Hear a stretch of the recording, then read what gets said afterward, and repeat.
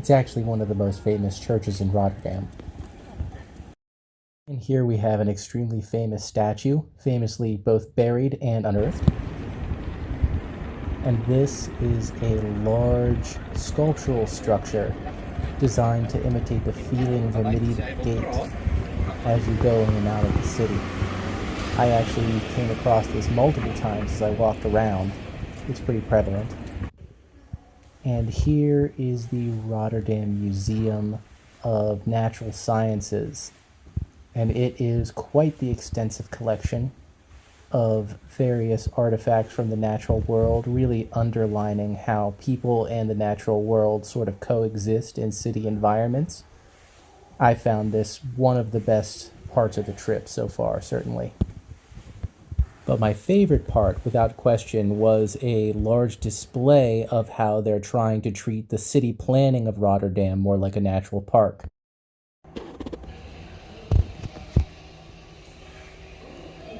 Whale bones are always impressively large when you see them in person. They just look like they shouldn't be allowed, you know? Like, look at the size of this skull. It's just so big.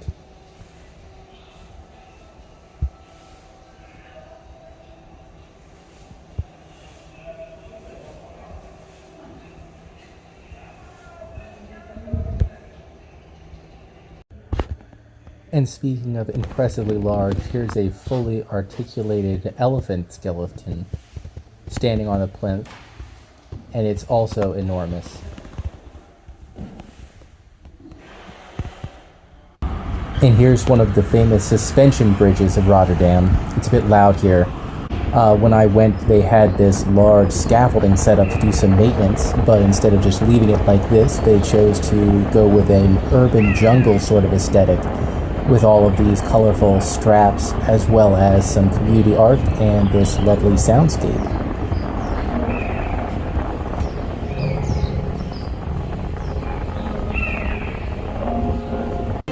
And this is the remastered experience. It's a sort of four walls, multimedia presentation with multiple rooms.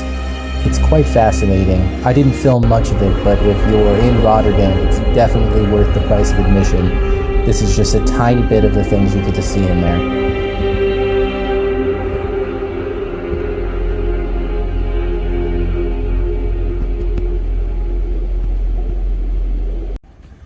And I figured on my last day I would go for a stroll around the historic harbor.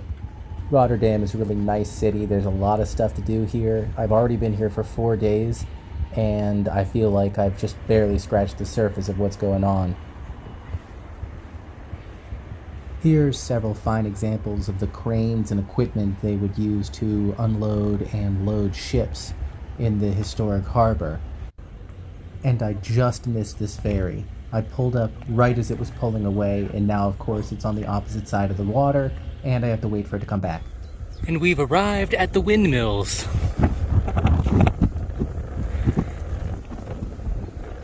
It was a nice little ride out of Rotterdam getting here, actually. I could really feel those rest days. I took some time this morning to work on the bike a bit, and the chain is running a lot better now than when it was full with sand, obviously. This is, I want to say, Caversmoot. Famously very windmilly here.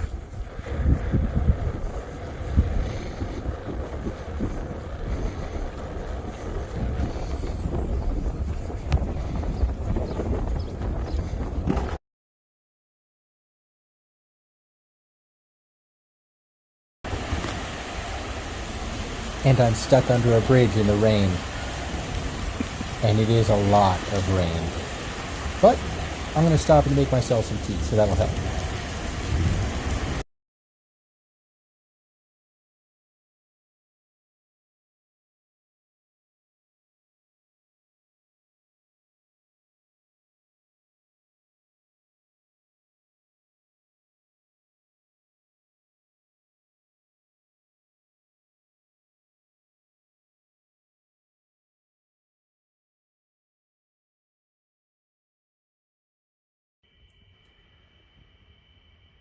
We have a bit of a double rainbow going on over Tilburg right now.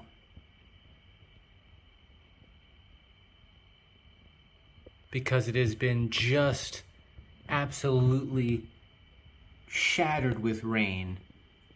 Just pouring rain non-stop since I left Rotterdam, more or less.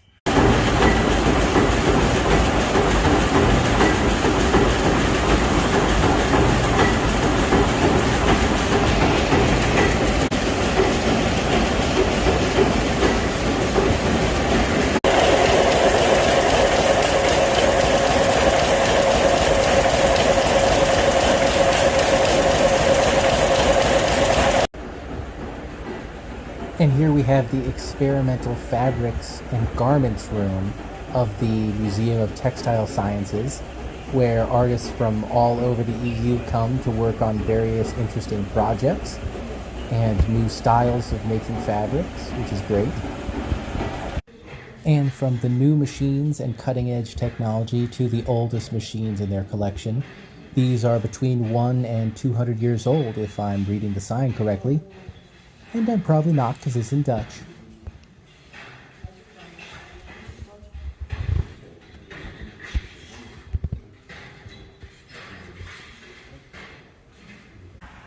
I was just riding along here on my way to the Riding Through the Treetops, and I came across this big natural art installation.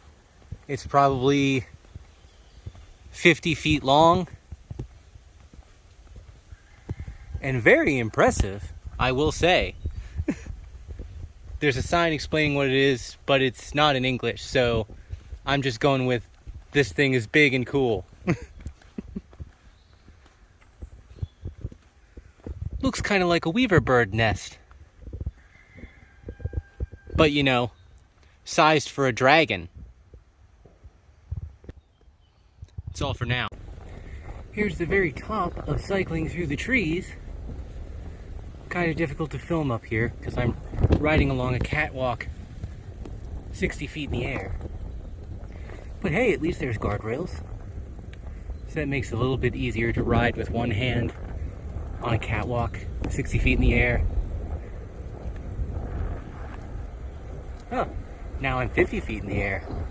Oh, this is going quite fast actually. Here I am down from the cycle through the trees, and I just wanted to point out these are the least comfortable benches I think I've ever seen in my life. I appreciate the aesthetic drive, and I guess for that it's worth it. But for the rest of it, I mean, maybe just a flat plank would have been fine just for the benches. It would have been more useful at least.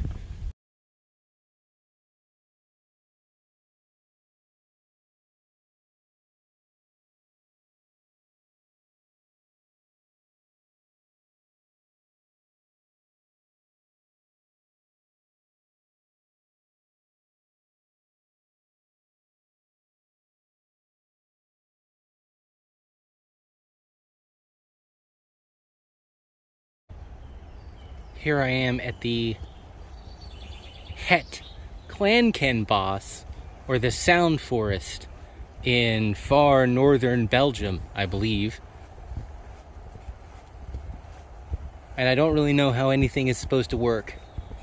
And I'm just sort of wandering around aimlessly.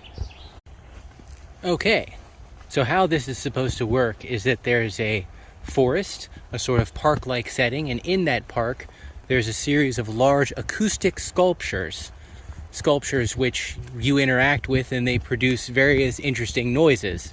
I've already been inside a big silent glass box designed to make you look at the forest without all the forest sounds, and it did work quite well. You have to go through a tunnel to get into it, but that was pretty interesting.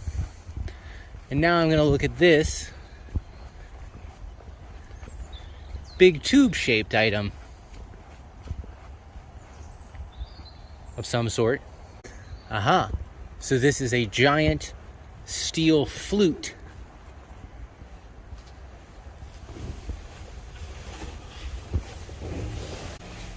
Ooh.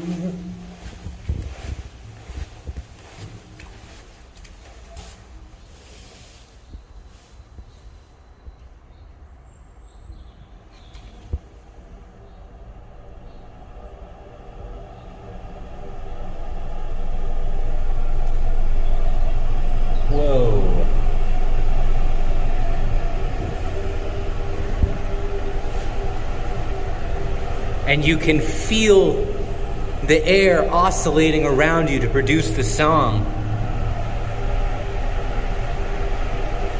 And it's absolutely bananas. Like you can feel the different pressure and air in your chest and your ears naturally.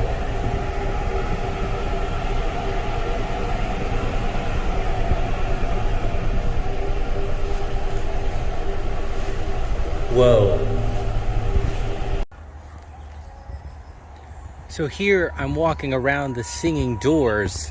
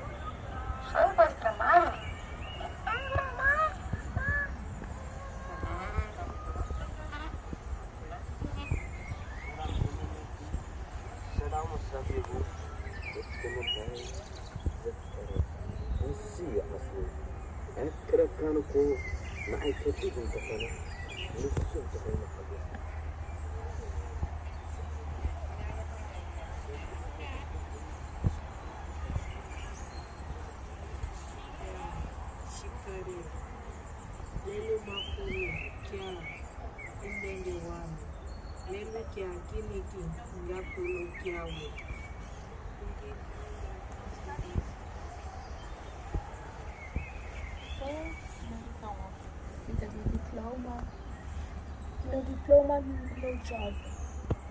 No diploma? How can you get that job? No diploma, no job.